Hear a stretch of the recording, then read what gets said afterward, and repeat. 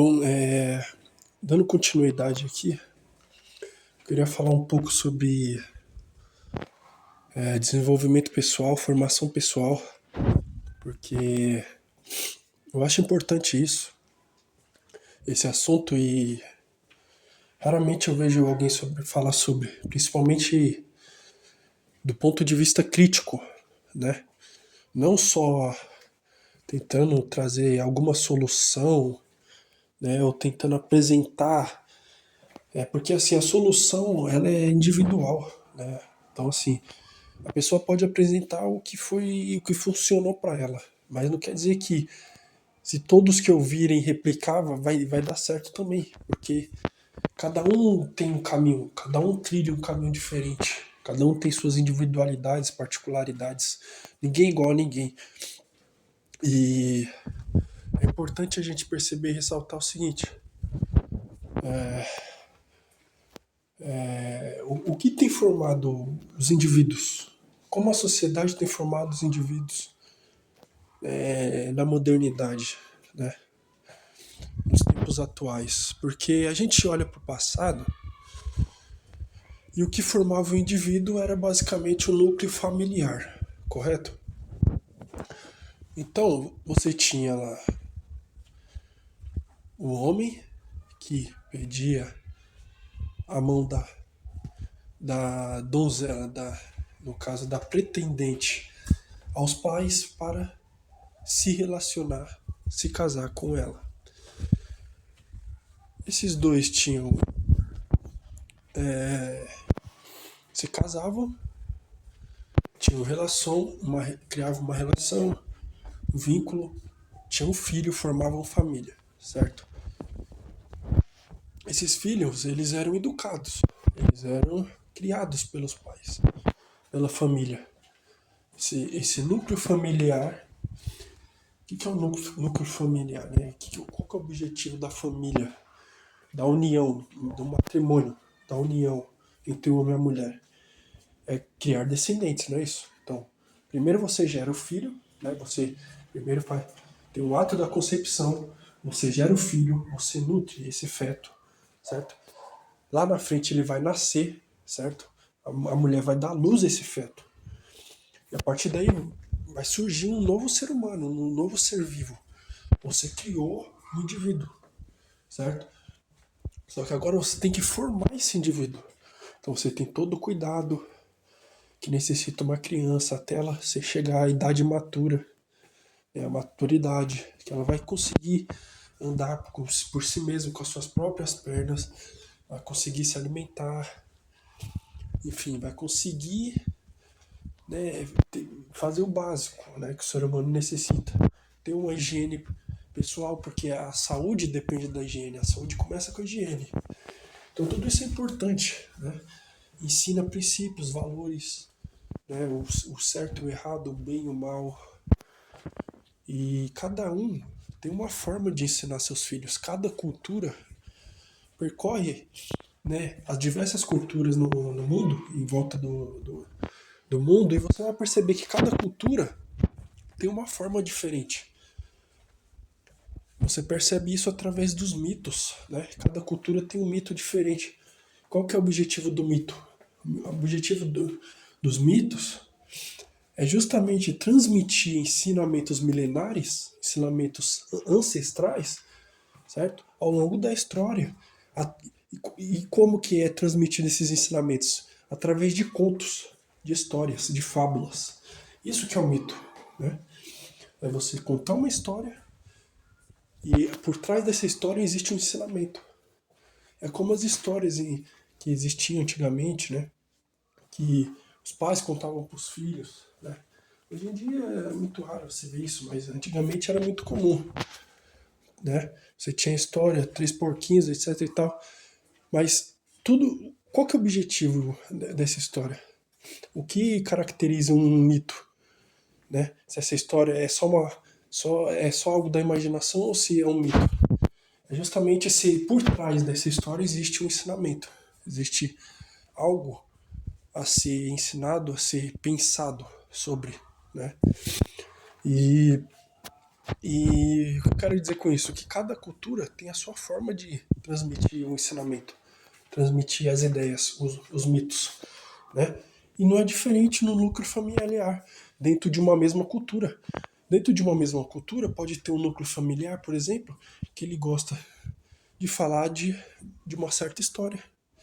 Em um outro grupo, vai priorizar uma outra história, né? Em uma outra cultura, dentro do mesmo país que tem uma mesma cultura, você pode ter subculturas, né? Diferentes, onde em cada cidade, cada estado, cada povo, ele vai se comunicar e transmitir o ensinamento de forma diferente. Isso é totalmente comum, é totalmente natural, já é esperado, porque as pessoas eles sempre se formaram em tribos, né? E essas tribos elas se diferenciavam não só pela aparência, pela vestimenta, mas também pela forma de pensar, né? E isso é a riqueza do ser humano, né? Isso que é a riqueza histórica, você vê, a riqueza cultural é justamente nisso, nessas diferenças entre povos.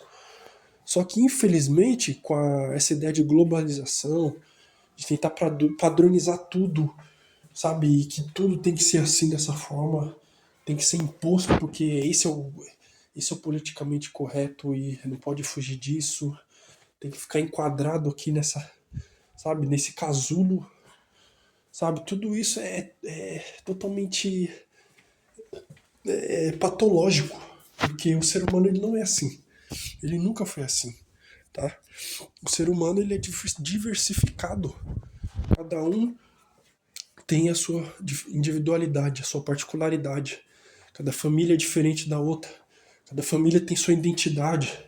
Cada grupo, tribo tem a sua identidade. Tá certo? O ser humano ele é feito dessa forma. A natureza é assim. Você olha para plantas diferentes, semelhantes da mesma espécie, árvores da mesma espécie, mas cada uma tem a sua peculiaridade. Cada um tem um ponto ali, pô, esse galho aqui, ó, ele é único. É só essa árvore tem. Pô, essa raiz aqui, só essa árvore. Pô, aquele, aquela casca ali, aquele tronco, mano, é único dessa árvore, sabe? E tudo na natureza é dessa forma. Existe o padrão, existe a forma, mas existe a individualidade, existe as diferenças. E a partir do momento que a gente não respeita isso, a gente tenta padronizar tudo, colocar tudo dentro de uma caixa só, infelizmente não vai funcionar, né? As patologias vão surgir. E é isso que tem que acontecido. A gente tem visto pessoas que, infelizmente, não têm recebido o ensino adequado ali no seu lar, porque a família é desestruturada, tá certo? O pai não, já desde criança não teve convívio com o filho ali, né? Desde a infância do filho não teve convívio, ou vice-versa, ou a mãe, né? Aí você tem os problemas conjugais afetando o filho e muitas vezes essa criança já cresce com vários problemas. Ela vai para o ensino escolar e lá você tem, quem assistiu o vídeo anterior, quem não assistiu pode ir lá. Você tem os problemas que a criança tem que lidar, os problemas do ensino, o ensino público, né? O ensino que é péssimo, que não forma criança, que não forma, não ajuda a criança de forma alguma, né? E, e você vai criando, você vai prorrogando isso, geração após geração, cidadãos vão crescendo, se formando cada vez de forma mais pobre possível, sem, sabe, sem aquela base sólida que toda criança precisa. E quando você chega na fase adulta, o adulto ele tá perdido, ele não sabe para onde ir, sabe? Ele não tem um objetivo de vida, ele não tem uma ânsia, sabe? Não uma ânsia da ganância, mas a ânsia de, sabe, de ser, de prosperar, a ânsia. de ser alguém que faz e acontece. Entende? Alguém que tem um propósito na vida, que fala, meu, eu encontrei, meu propósito na vida é esse, é X, Y, Z. Né? As crianças foram ensinadas a qual o seu, o que você quer quando crescer, qual a sua profissão, entendeu? Tipo, a quem você quer ser subordinado, sabe? É isso que as crianças foram ensinadas. Você quer ser bombeiro? Bom, você vai ser subordinado a um chefe do esquadrão de bombeiros. Bom, você quer ser professor? Tá bom, você vai ser subordinado ao diretor da escola X, né? Você vai ser enfermeiro, então você vai ser subordinado ao chefe da enfermaria na unidade de saúde Y e assim por diante. E não existe aquela ânsia, né? Aquele ímpeto, aquela energia da criança falar, não, meu propósito de vida vai ser esse, transformar vidas. Meu propósito de vida vai ser melhorar a qualidade de vida das pessoas. Meu propósito de vida vai ser resolver os problemas psicológicos que a sociedade tem enfrentado. Meu propósito de vida vai ser melhorar o panorama econômico do meu bairro. Não precisa ser do país, da minha cidade. Meu propósito de vida vai ser melhorar o sistema plantio agropecuário, sabe? Eu vou reinventar um novo sistema de trazer fertilidade para os solos. Meu propósito de vida é trazer qualidade de vida na alimentação das pessoas. Meu propósito de vida é melhorar a saúde individualmente. Eu vou tratar as pessoas. Meu propósito de vida é me tornar um piloto, transportar as pessoas, e eu vou criar minha empresa aérea. Não existe esse pensamento no ímpeto, esse ímpeto, né, do ser humano. Você não vê ser humano hoje, né, as pessoas com esse ímpeto. Não existe. A pessoa não tem um propósito de vida, ela não tem, sabe? O propósito de vida é trazer fé e esperança para as pessoas através da religião X ou Y, sabe? Raramente você vê isso. Você não vê isso. O que você vê são pessoas, infelizmente, cada vez mais reclamando do seu fracasso, que não tem perspectiva de vida, não tem propósito, ela não consegue, ela tem dificuldade em encontrar um propósito de vida, ela não consegue nem por onde começar a procurar um novo propósito, porque lá atrás não lhe foi ensinado. Lá atrás não foram ensinados valores, princípios. Aquilo que tem valor, aquilo que é sublime, aquilo que tem valor não tangível, ou seja, valor transcendental. Valor que você não pode tocar, que não é material, que é o caso de você ajudar uma pessoa. Você tem capacidade, certo? Você tem a capacidade de ajudar um indivíduo. E através da gratidão desse indivíduo, você receber a recompensa do prazer, da satisfação de ter melhorado a qualidade de vida de uma pessoa, de um indivíduo, de ter contribuído para a melhora daquele seu semelhante, certo? E, infelizmente, a nossa cultura não nutre isso. Não existe a nutrição desse tipo de valor, porque lá atrás, no núcleo familiar, lá atrás no ensino público, as crianças não receberam essa formação. E quando ela chega na fase adulta, quando ela chega na faculdade, quando ela se forma, depois dela se formar, que ela dá de cara com o mundo real e ela percebe, putz, E agora? Putz, o que eu faço? Por onde eu começo?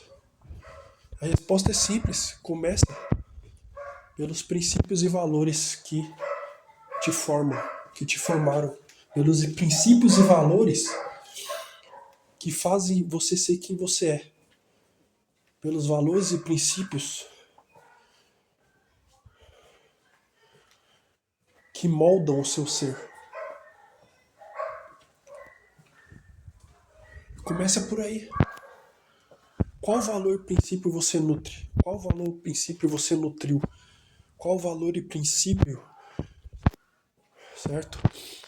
Ele foi apresentado lá atrás, quando jovem, quando criança. Qual valor e princípio seus olhos brilharam e você falou, putz, é isso. É disso que eu preciso. Qual valor e princípio você nutriu a sua vida? Começa por aí. Você vai encontrar o seu caminho. Mas, infelizmente, a nossa sociedade não tem valores e não tem princípio. E esse é o grande problema. Bom, mas e qual a solução? A gente vai chegar lá. Mas pelo menos agora nós já temos o problema na mesa. Porque até então nós estávamos perdidos. Pô, o que eu faço? Para onde eu vou? Por onde eu começo? Não sei. Tô perdido, completamente perdido. Mas agora nós já sabemos, né?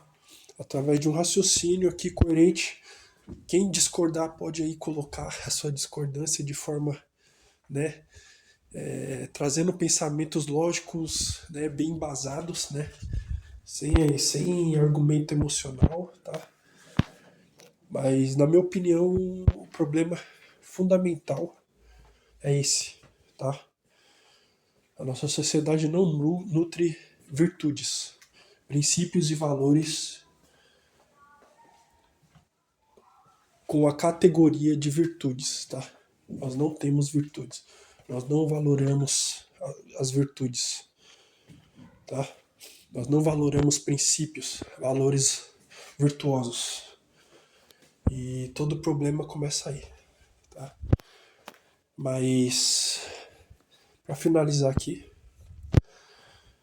esse vídeo, né, esse discurso, então o problema central não é a economia, não é a política, não é a biologia, não é o mal, não é o ente demoníaco ou satânico, não é.